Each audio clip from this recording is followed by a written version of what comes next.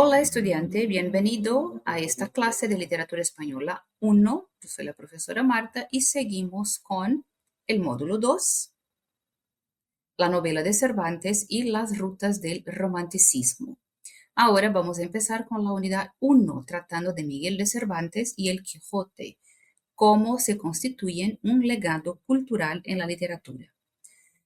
Bueno, necesitamos recordar que el contexto de Miguel de Cervantes y de la escritura del Quijote es el contexto histórico del siglo de oro español, un periodo de esplendor artístico y literario, pero además fue un momento de crisis económica y política bajo los reyes Felipe II y Felipe III.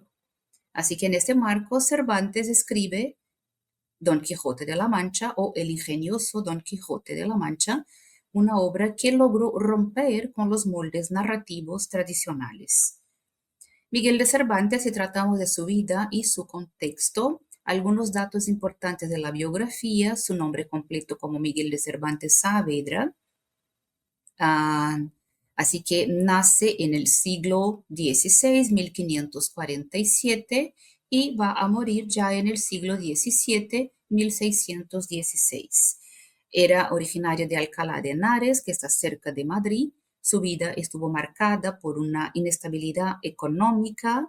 Era soldado, así que también participó en la batalla de Lepanto y en esta batalla perdió el uso de su mano izquierda. También estuvo un tiempo en cautiverio en Argel y antes, cuando finalmente pudo regresar a España, desempeñó diversos oficios. Esta es una representación de este gran escritor español y nos interesa pensar algo del proceso de creación del Quijote. Son dos partes que fueron publicadas en dos momentos distintos. La primera parte se publica en 1605 y la segunda parte fue publicada en 1615. Hay una influencia muy clara de algunas lecturas, de algunas producciones que son muy importantes en la literatura española, como ya hemos visto hasta aquí. Así que Cervantes hace una parodia a los libros de caballería, porque tenemos un personaje con esta intención, con ansias de llegar a ser un caballero, pero de una forma totalmente distinta de lo que se esperaba en los libros tradicionales de caballería. Así que cuando Cervantes escribe, empieza esta escritura a partir de una idea de una parodia, la evoluciona hasta convertirse en una reflexión profunda, muchísimo más aprofundada, sobre la misma realidad y la propia ficción. Así que algunos elementos importantes de la escritura hecha por Cervantes es que logró algunas innovaciones. Incorpora múltiples voces narrativas y luego también incorpora la escritura, la producción, la creación de caracteres más complejos. Estos personajes son mucho más complejos que a la simple mirada. ¿Qué se puede decir que sería la novedad del Quijote?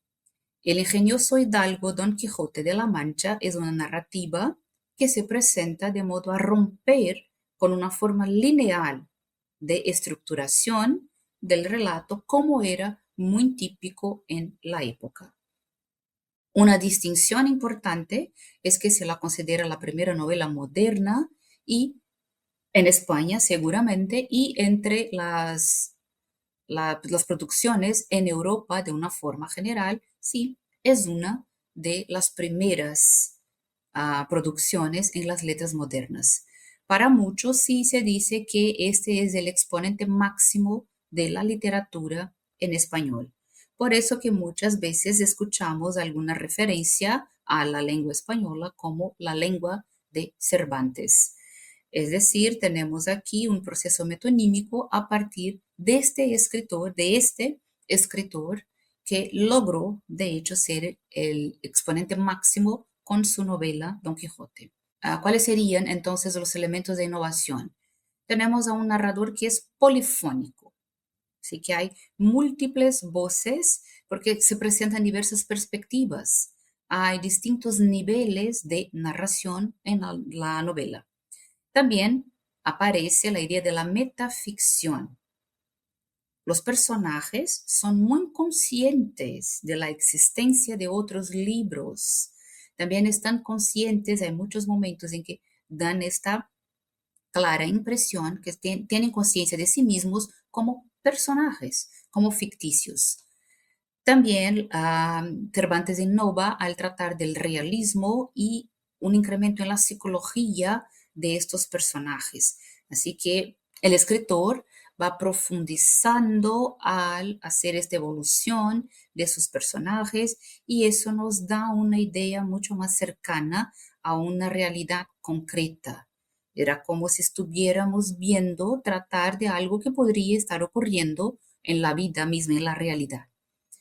Cervantes incorpora una crítica a los géneros literarios, así que otros libros de caballería, por ejemplo, están ahí como una parodia, pero además va a reflexionar sobre la literatura de forma general de su tiempo, como veremos más adelante. Sobre el estilo y la misma estructura de El Quijote, tenemos dos partes, cada una va a tener un tono muy distinto del otro.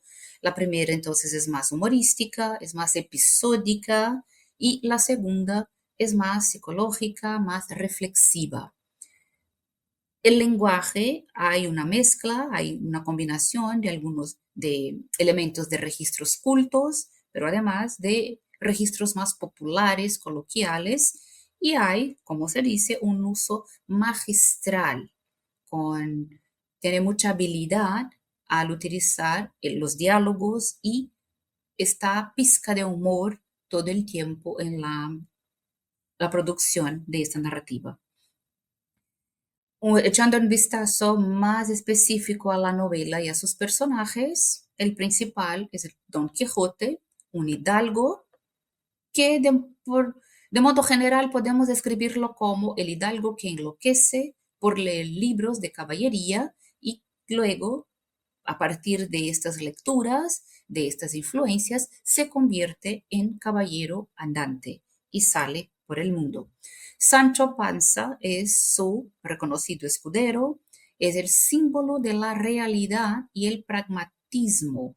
Es esta voz más pragmática, más real, mientras que Don Quijote es más ficcional, fantasioso, porque sale de la realidad, de la realidad y Sancho Panza lo hace regresar a través de su voz, o por lo menos a los lectores. Dulcinea del Toboso es la dama idealizada por el Quijote y hay, por ejemplo, el bachiller Sansón Carrasco que representa la burla y la cordura. A lo largo de la obra, lo que pasa es que Don Quijote va a vivir numerosas aventuras oscilando entre lo cómico y lo trágico, y eso refleja una tensión entre la fantasía y la realidad. También se nota en las relaciones de estos dos personajes, el Quijote y Sancho Panza. Así que esto es esa representación se ve mimetizada en la narrativa, en los mismos episodios, pero igual en los mismos personajes, uno que representa la fantasía y el otro la voz de la realidad. Algunos episodios más destacados de la obra, con sus posibles interpretaciones, tenemos Los Molinos de Viento, que representa una lucha entre la fantasía y la realidad. Por ejemplo, uno de los críticos de Don Quijote, Américo Castro, dice que el Quijote es el símbolo de este idealismo enfrentado directamente a un mundo pragmático y no lo comprende totalmente, se enfrenta, es una tensión casi imposible de solucionarse. También aparece el discurso de la Edad de Oro. Don Quijote expone una visión muy particular, muy suya, pero igualmente idealizada, utópica del pasado. Es una idea de un pasado glorioso, esta edad de oro. Para el crítico Francisco Rico, en este pasaje, Cervantes está construyendo una reflexión sobre la corrupción y sobre el tiempo, el paso del tiempo y cómo puede corromper, corroer todo aquello que podría ser grandioso, bueno, es decir, es la misma idea del pasaje del tiempo. El gobierno de Sancho en la ínsula Barataria es un episodio interesante en el que Sancho demuestra sí astucia y sensatez como gobernador. Este, que es la voz de la realidad, puede demostrar este rasgo de una astucia, de una sensatez muy adecuada a una persona que va a gobernar. El crítico Martín de Riquer destaca este episodio como siendo una sátira del poder y de la política. Hay que recordar quién es el personaje, Sancho. También La cueva de Montesinos es un episodio en el que se cuestiona la naturaleza de la realidad. Interesante esto, cuestionar la naturaleza misma de la realidad. El crítico Harold Bloom, por ejemplo, va a afirmar que este pasaje encapsula la esencia de la novela moderna. Después vamos a hacer un diálogo con lo que dice Borges en Pierre Menard, autor del Quijote, pero es interesante esta idea, cuestionar la naturaleza de la realidad, de la verdad, del estudio.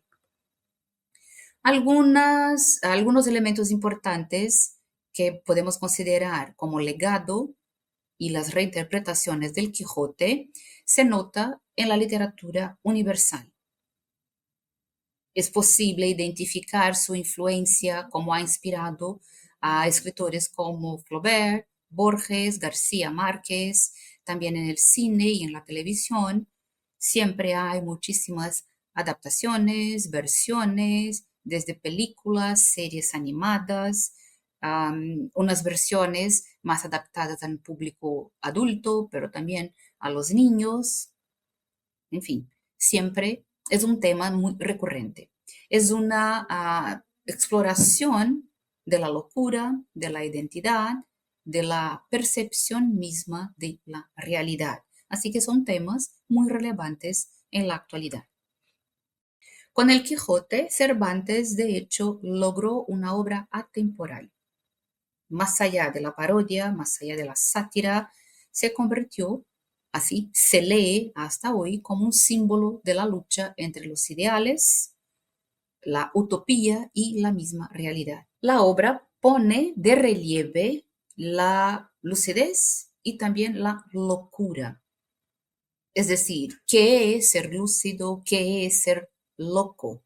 Así como algunas de las grandes ambiciones del hombre moderno: el poder del conocimiento, la búsqueda por este conocimiento y reconocerlo como a, a, la detención de una forma de poder, y luego el poder de la fuerza, ya sea la fortaleza moral o también la fuerza por la imposición de armas.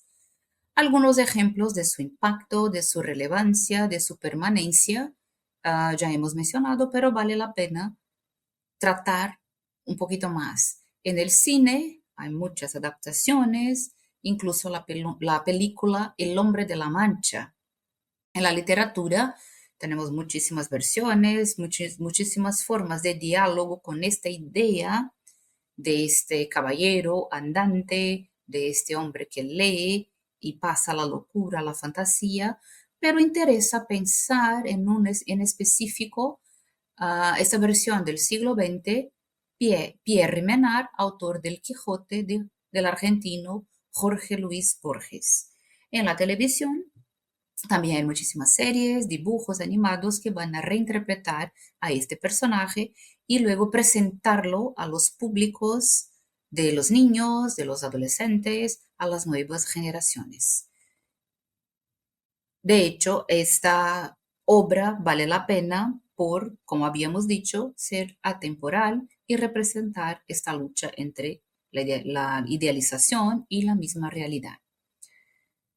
Víctor Manuel Ramos Lemos escribe que se puede percibir esta actualidad de la obra porque el Quijote tuvo y tiene sus espectros. Es como casi como sus fantasmas, es su permanencia de una forma u otra.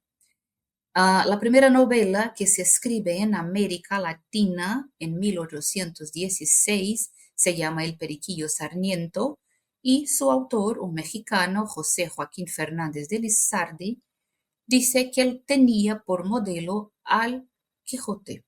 Entonces, lo tenía por modelo acabado del género y él mismo, Lizardi, lo afirma explícitamente.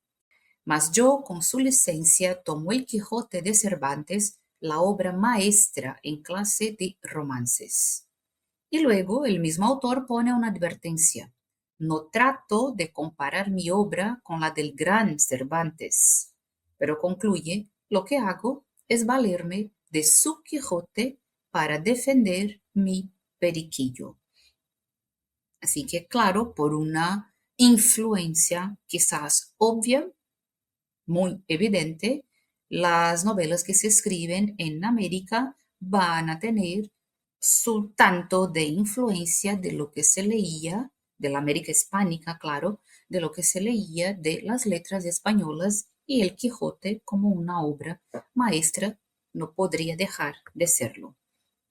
Más osado se puede decir que fue el francés Gustave Flaubert cuando en 1855 hace un trabajo muy intenso, documentado, pensando la literatura, la novela, la narrativa, la novela como un género artesanal en pleno auge del industrialismo, como algo a producir, como si fuera una manufactura igual, pero Flaubert dice que su Madame Bovary, una especie de Don Quijote femenino, también vio su vida alterada por creer a pie juntillas lo que leía en los libros.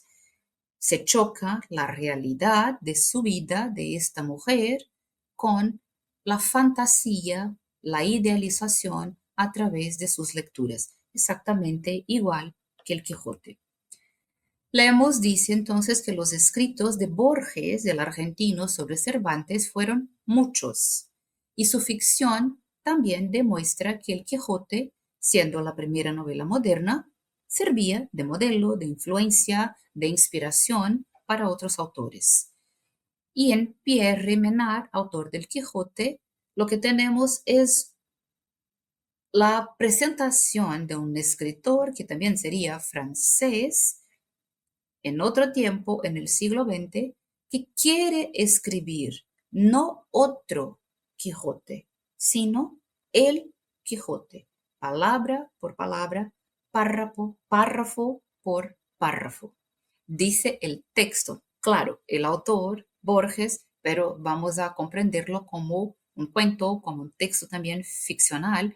Así que dice este narrador que la empresa es imposible porque aunque Pierre Menard pudiera hacerlo exactamente igual como quería, palabra por palabra, párrafo por párrafo, aún así iba a ser otro Quijote. Era imposible que fuera el mismo Quijote. Es una empresa imposible y el mismo narrador nos dice eso como explicando que el escritor francés Pierre Menard, aunque lo intente, sabe que sería imposible desde un principio, porque aunque pudiera hacerlo exactamente igual, palabra por palabra, párrafo por párrafo, no sería jamás el mismo Quijote. Entretanto, saber que era una tarea imposible no le impide seguir buscando realizarla. En el texto, Pierre Menard, autor del Quijote, lo que tenemos tras la lectura, que claro, es importantísimo que usted pueda hacerla, es una obra, un texto que vale muchísimo la pena leer.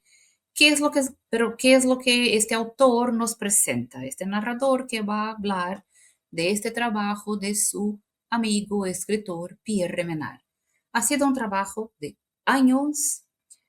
Busca como método inicial conocer bien el español, recuperar la fe católica, luchar contra los moros o contra el turco, olvidar la historia de Europa entre 1602 y 1918, en fin, debería llegar a ser Miguel de Cervantes. Esta su primera intención. Recuerden que Pierre Menard es un autor ficcional de principios del siglo XX. Por esto, hasta 1918 debería olvidar toda la historia pasada, regresando hasta 1602, para poder recuperar todo lo que haría falta para llegar a ser Miguel de Cervantes con estos elementos presentados aquí que están en el texto. Dice el autor, el narrador, perdón, dice el narrador, que Menard de hecho logró un manejo bastante fiel del español del siglo XVII, con sus problemas, pero igual. Ser en el siglo XX un novelista popular del siglo XVII le pareció una disminución. Así que todo este primero método, todo este primer método inicial deja a un lado, porque sería una disminución. Tenía que seguir siendo Pierre Menard y llegar al Quijote siendo Pierre Menard, con las experiencias de Menard, y no, de hecho, ser Cervantes. Esta, dice el narrador, que era una preferencia casi inexplicable para un simbolista francés, pero lo aclara. Había un interés profundo, pero no le parece inevitable. Desde una experiencia personal, el mundo podría haberse quedado sin el Quijote. No está hablando de la resonancia de la obra. Componer el Quijote a principios del siglo XVII era una empresa razonable, necesaria, acaso fatal. Componerlo a principios del siglo XX era imposible. ¿No acaso han transcurrido 300 años de historia? Eso todo se nota a través de la lectura, está ahí en la lectura misma de esta narrativa de Borges. En términos de comparaciones que se establecen dentro del texto del mismo cuento, Pierre Menard, autor del Quijote, se destacan estas diferencias como hemos visto aquí. Un escritor simbolista francés que tiene un interés en reescribir o escribir exactamente el mismo Quijote. ¿Por qué la idea es tan interesante? Menard logra escribir algunos fragmentos. Por eso el narrador nos dice que el Quijote de Menard es fragmentario. Y luego establece algunas comparaciones. Dice que el fragmentario Quijote de Menard es más sutil que el de Cervantes, porque Cervantes de hecho opone ficciones caballerescas a la pobre realidad provinciana española. Eso está muy claro cuando se lee la obra original, la primera.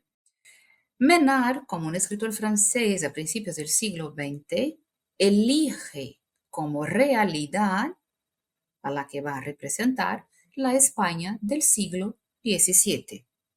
Dos situaciones muy distintas. Menard va a desatender o prohibir el color local como un desdén diferente de lo que ha hecho Cervantes. Cervantes sí se basa en esta idea de una observación de la realidad. Menard no lo hace, es una elección que dice el narrador que es un desdén que le confiere un sentido nuevo a la novela histórica. El discurso del Quijote entre las letras o las armas, cuál debería prevalecer en Cervantes, si va la decisión dictar el fallo a favor de las armas, para Cervantes sería normal, explicable, porque Cervantes fue soldado. Ahora, ¿cómo leer este mismo fragmento, línea a línea, palabra por palabra, igualitos, pero con otro autor, Menard, que lo iba a mover para elegir entonces dictar el fallo, decidirse por las armas? Para este narrador, el texto de Menard, aunque igual, es mucho más rico porque es mucho más ambiguo. Tenemos este ejemplo muy claro en el texto. Don Quijote, primera parte, noveno capítulo. Dice el narrador, Cervantes escribe, la verdad, cuya madre es la historia, émula del tiempo, depósito de las acciones, testigo de lo pasado, ejemplo y aviso de lo presente, advertencia de lo porvenir. El narrador dice, escrita en el siglo XVII, no es más que un elogio retórico de la historia. Decir que la historia es la madre de la verdad, que es testigo de lo pasado, sirve de ejemplo y de aviso para el presente y advertencia para lo que ha de venir, era normal. Luego, Pierre Menard, en cambio, escribe línea a línea, palabra por palabra, igualito.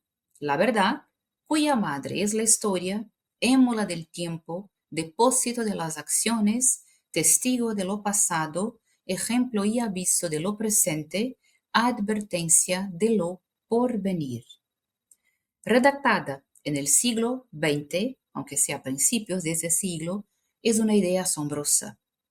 Menard no define la historia como una indagación de la realidad, sino la historia es la origen de la realidad. La verdad histórica no es lo que sucedió, es lo que juzgamos que sucedió. En el siglo XX, si vamos a pensar la historia como madre de la verdad, es decir, esta historia que se narra, que se cuenta, es comprendida como siendo la verdad. En el siglo XVII no sería posible pensar de otra forma. La historia es lo que de hecho sucedió. La historia es la realidad, es la verdad. Ya en el siglo XX y más aún ahora, ¿cómo es que vemos la historia dicha oficial, la historia que se nos cuenta? No puede que no sea, no es la verdad histórica, no es exactamente lo que sucedió como si fuera una verdad incontestable. Lo que esta historia nos cuenta es aquello que juzgamos que es realidad, que es verdad, que es algo que sucedió de hecho. Así que esta riqueza de una relectura del Quijote a través de Borges resulta ser muy interesante, vale la pena hacer la lectura. Sobre el lenguaje, entonces, hemos visto algo, pero para hacer la oposición, Miguel de Cervantes, de hecho, va a emplear la lengua corriente de su época. Sería natural para este escritor en el siglo XVII, aunque utilizara una forma quizás un poco más educada, culta, no exactamente corriente de la calle, pero igual es la lengua de su siglo. Pierre Menard, extranjero, francés, simbolista, mucho más poeta que prosista, en fin, y del siglo XX, va a demostrar una afectación cuando utiliza un español antiguo arcaizante. El paso del tiempo va a producir, va a promover la caducidad. El Quijote en su tiempo fue un libro agradable. En 1918 sería una ocasión de brindis patrióticos, de soberbia gramatical por la forma de uso de un español más arcaico, de obscenas ediciones de lujo. Así que promueve un anacronismo deliberado y las atribuciones erróneas. Eso está en el texto de Borges. ¿Qué nos interesa pensar para más allá de esto? Entonces, lo que tuvimos fueron algunos ejemplos. Este es un ejemplo muy claro de la influencia de la contemporaneidad de una obra como El Quijote. Hay grandes estudiosos y grandes críticos de esta obra y a lo largo del siglo el Quijote ha sido analizado por de muchísimas formas, por muchísimos estudiosos españoles mismo o incluso de otras nacionalidades.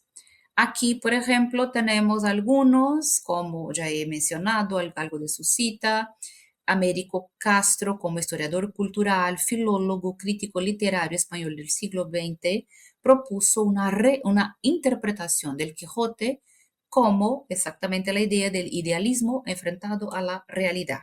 Habíamos visto. Martín de Riquer analizó en sus estudios de la obra la relación entre la tradición caballeresca y la misma historia de la literatura española. Hemos visto en el módulo 1 la importancia de este tipo de novelas en la literatura española.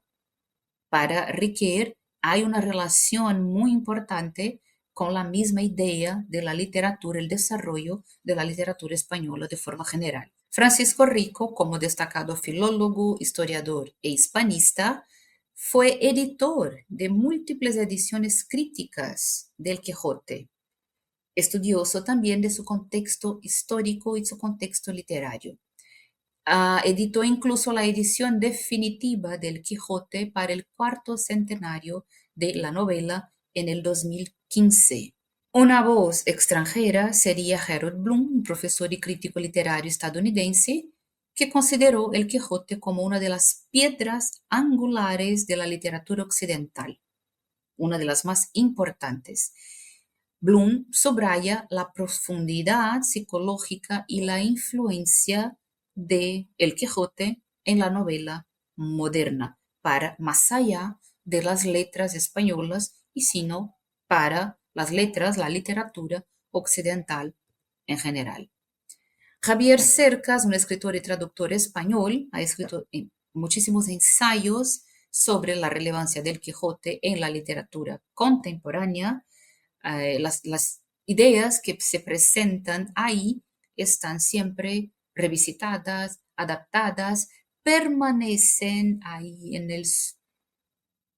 sutilmente en la escritura de la literatura contemporánea.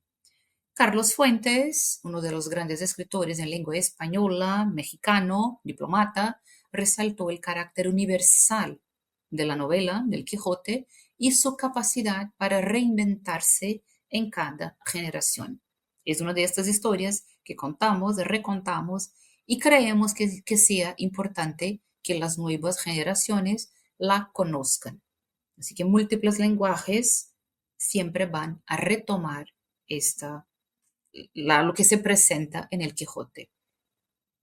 El Quijote es una obra temporal en la que ejercitar el arte detenido y rudimentario de la lectura, del pensamiento y de la invención es lo más importante. Nos enseña a través de su personaje, aunque sea trágico o tragicómico.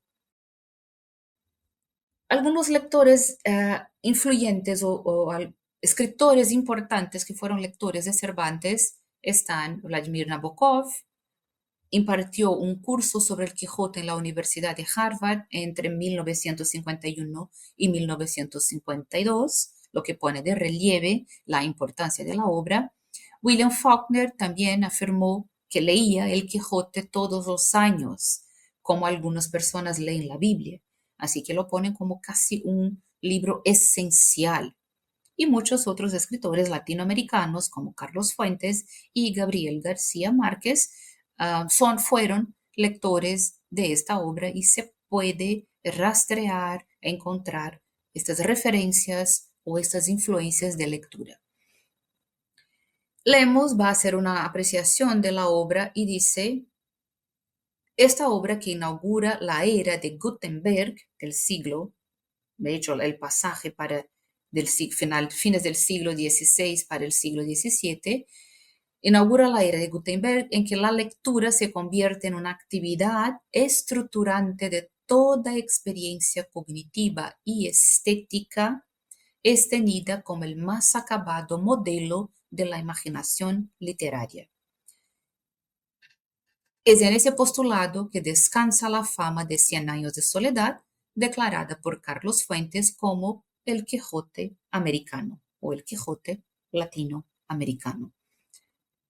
La idea de la lectura como una actividad estructurante de nuestra experiencia cognitiva y de nuestra experiencia estética. Está presente en la idea del mismo personaje como un lector y está presente en estas influencias de lecturas que de hecho creemos este papel de la lectura como lo que da la estructura, lo que fundamenta nuestras experiencias cognitivas y estéticas, sobre todo en la literatura. Ferenc Fehr afirmó: Don Quijote es la primera novela moderna, la primera novela, porque su héroe posee una libertad que en principio resulta impensable para la épica. Tiene la habilidad de revelarse en el centro mismo de una experiencia real y oponer a ella una experiencia distinta y meramente posible. No hay, por lo tanto, problema alguno en escaparse a las islas mágicas de su imaginación. Si Dios abandonó al héroe de la novela, le dio, no obstante, la libertad. Así que se desprende de una idea de esta dimensión divina, pero tiene la libertad que solo es posible a través de la huida de la realidad. Toda la libertad que le es posible por la fantasía, por la imaginación. A presunción de que la libertad que goza Don Quijote tiene que ver con la apología de la vida moderna y la vida burguesa. Si el mundo de la época es propio de sociedades homogéneas e integradas, sin fisuras ni hiatos, a pesar del desamparo existencial con que es caracterizado el hombre moderno, donde, hay que recordar, no se presupone la mujer, el sujeto emergente aparece como el dueño y señor de sus acciones. Ya no es el de la sociedad estamental que estaba sujetado a estructuras preestablecidas e inmovibles o inamovibles, sino integrado a un mundo hecho aparentemente a su imagen y semejanza. Sí, como afirmó Habermas en un discurso proferido en 1980, la modernidad es un proyecto inacabado. Las ambigüedades y las oscilaciones que constituyen al Quijote lo hacen nuestro contemporáneo. Esta es una cita completa de Lemus cuando presenta estas apreciaciones de la obra, cómo es que se puede explicar su contemporaneidad, por qué vale la pena releerla, por qué seguimos estudiándola, releyendo y reconociendo su papel en las letras españolas, pero también en las letras, la literatura occidental de una manera general. Seguiremos presentándonos algunos elementos importantes de esta relación de la novela moderna en la era del lector. Este lector, después de la invención de la imprenta, de este registro, de la posibilidad de producción del libro como algo a ser producido, reproducido, hasta hoy día, que tenemos la posibilidad de tener ejemplares, cada uno, cada lector el suyo.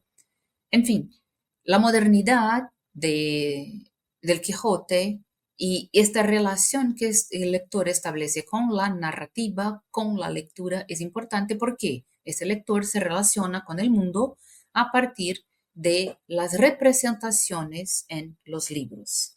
Es decir, su ser, su estar, su comprensión de su alrededor, de las relaciones, de las situaciones y de todo, muchísimas veces está pautada no solamente en la experiencia personal, que es más limitada, sino en las formas como ve la realidad, las situaciones, las ideas, todo representado en las narrativas.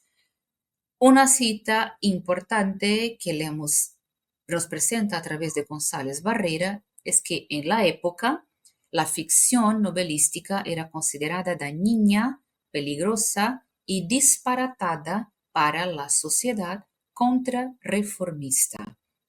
Así que también se constituye como una crítica a cuatro formas tradicionales de escrita literaria de su tiempo.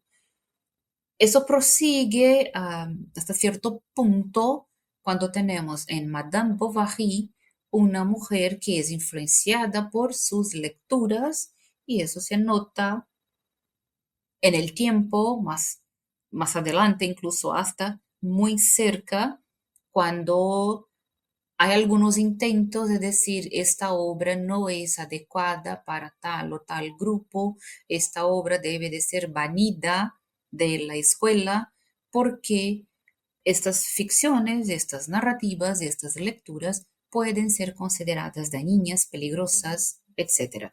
Bueno, en el contexto del Quijote, esa crítica a esta historia de una literatura y cuatro formas tradicionales de escrita literaria del tiempo se hace presente. La primera era la novela bizantina o la novela de amor virtuoso, que era hecha en versos, llena de aventuras, de sorpresas, de lo exótico como el orientalismo, todo lo que tiene que ver con el mundo oriental. Había una estructura más o menos semejante, una separación de amantes y luego su reencuentro al final.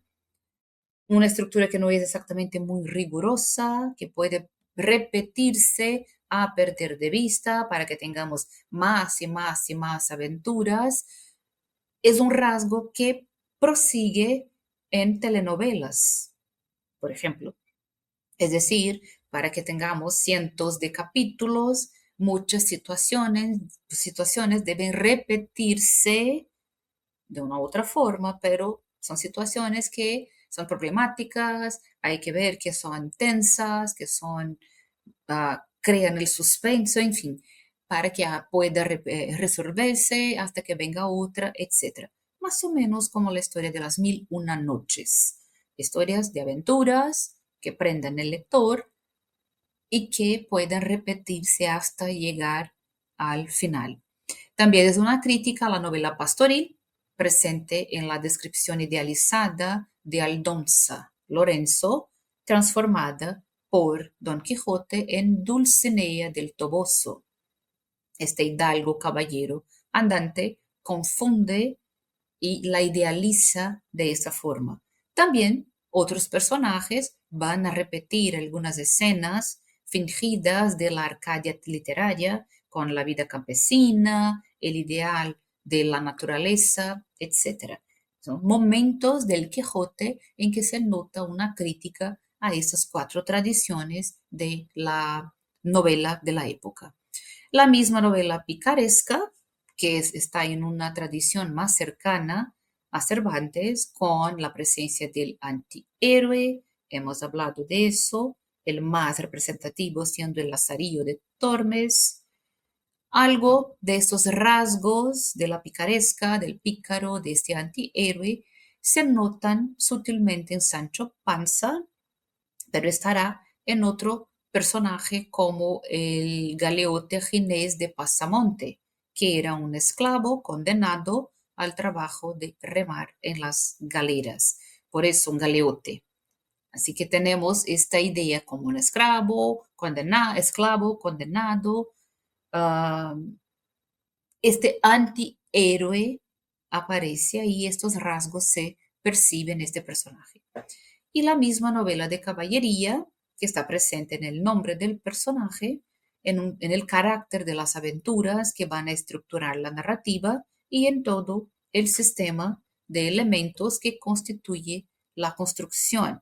El escudero, el nombre del caballo Rocinante, la princesa a la que este caballero dedica sus hazañas, la estructura episódica de toda la narrativa, el carácter de cruzada de cada movimiento, la idea de que cada acción es fabulosa y hasta la intención de combatir esta forma de ficción que suscita una imaginación desaforada capaz de alterar la percepción que se tiene de la realidad. Así que esas cuatro tradiciones Lemos nos presenta de una manera muy crítica, muy interesante. Vale la pena que hagan la lectura de todo el texto. Esto se nota la observación de la realidad y esta forma de repensar toda la historia literaria de España a través del Quijote. Así que una empresa muy grande, muy ingeniosa, no solo del Hidalgo como del escritor Miguel de Cervantes.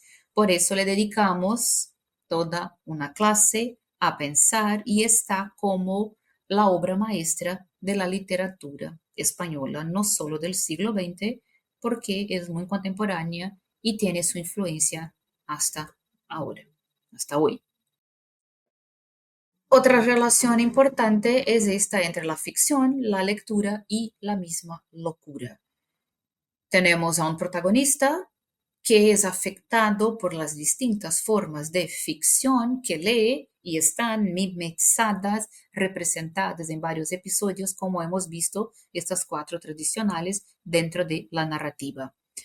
Va a enloquecer por la lectura, el exceso de lectura de novelas de caballería y dice Lemos que la crítica a la lógica de la ficción caballeresca se vuelve motivo para que el Quijote sea considerado la primera novela moderna, porque la figura retórica prototípicamente moderna es la parodia.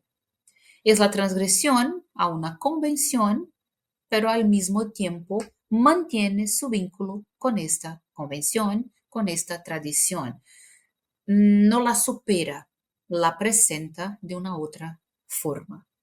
Entonces, como novela moderna, una novela de su época muy representativa, hasta hoy sigue teniendo sus influencias, su importancia.